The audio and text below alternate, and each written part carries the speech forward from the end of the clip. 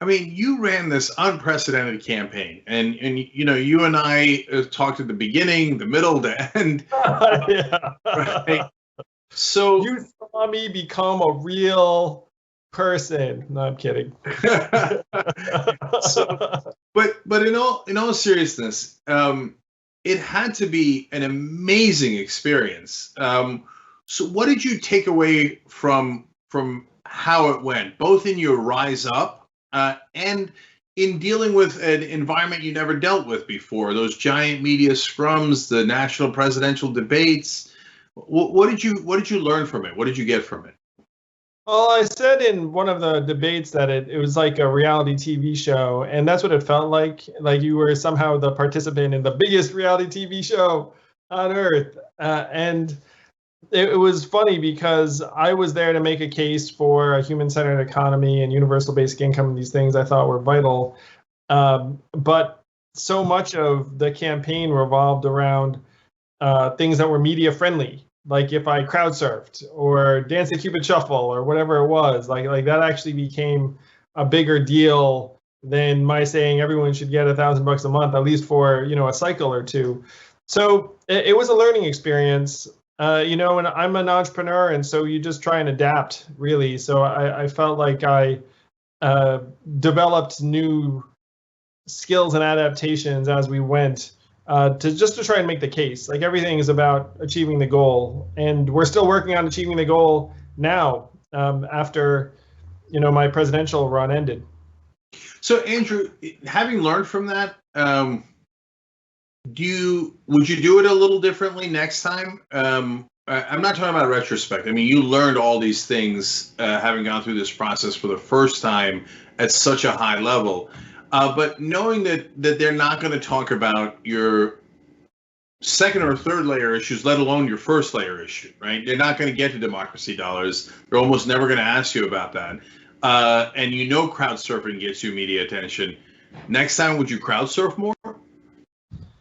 Oh, definitely leading with crowd surfing next time. It's going to be the outfit. We'll be like, we're going to crowd surf for a full hour, so they cover the whole event. Now, I agree with you that a lot of it is the mechanics. And so I'm going to be taking up democracy reform as an enormous issue. You mentioned democracy dollars earlier, ranked choice voting, different ways of publicly financing elections, and making our democracy more dynamic.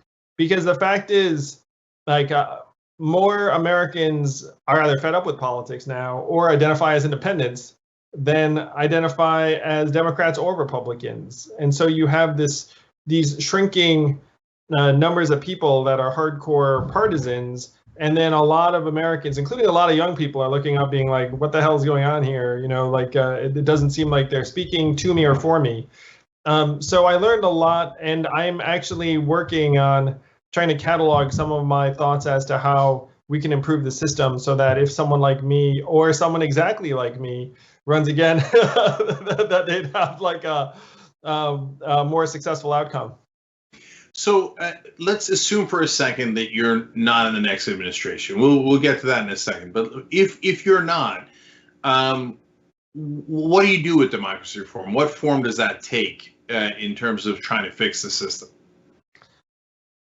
The fun thing about some of the things we're working on, Cenk, is that you can go local now, and I have a big enough following, as does Young Turks, really, where if you focus energies on a ranked choice voting initiative in Massachusetts, which is on the ballot a little bit later this year, you can really move the needle. And one thing about democracy reform is that as soon as someone has it, and the other people look around and being like, wait, they have some cool new way of voting that is more representative and actually empowers the people to not feel like they're wasting their vote. Like, I want that too. So we have to just keep on being opportunistic, where you look at ways you can move a goal forward, either locally or nationally. And then, and thank you to the Yang Gang, thank you to everyone who supported my campaign. But now we actually can help with real dollars, real votes, real volunteers, and try and have local candidates who are aligned with our vision win, supporting some excellent candidates right now that I'm super excited about, but also helping initiatives like ranked choice voting cross the finish line in places like Massachusetts, where they will then spread like wildfire. Right. So now let's talk about if you are part of the administration. So first issue that came up today was they released the list of speakers of the DNC. And you tweeted, I got to be honest, I kind of expected to speak. And then you followed up with, maybe I endorsed against one too many incumbents. So I have some thoughts on that, and if that's what happened. But already you tweeting that was considered very unusual, because people usually play political games and hide their feelings, etc. So why did you tweet that? There are a lot of people that were very angry and disappointed that I didn't get a speaking slot, and I understood and don't blame them. I mean, like, I was disappointed too. And so I genuinely thought, it's like, wow, like, I should just share my feeling, which was that I kind of expected that if there were people that were going to be speaking at this convention that were listed, that I'd be on there. So, right now our teams are talking to the DNC about my participating in some form. So we'll see what form that takes. But really just sharing an honest reaction. And one thing my wife said to me, which I thought was really powerful, she said, look, you activated so many people in politics that didn't feel like it was for them. And then if they don't include you, then, it makes those people feel like the Democratic Party doesn't want them, and that's bad for the Democratic Party. So, I think, my reaction was just in real time, and I think people responded to it because they sensed that it was genuinely like a human being responding to the list. Well, so Andrew, it's really interesting because you're right now in limbo between the human world and the Washington world.